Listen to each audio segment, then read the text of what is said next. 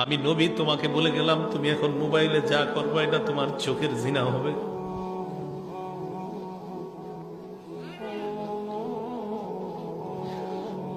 অনেক মানুষ প্রতিদিন এই গুনাহে লিপ্ত হয়, চোখের জিনা করে।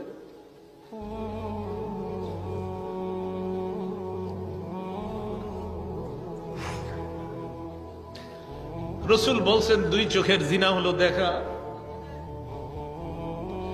নাটক সিনেমা দেখেন না, আপনার জীবন যৌবন সব নষ্ট করে দিচ্ছে। হাদিসটা পড়ে রসুল বলছে দুই চোখের জিনা হলো দেখা।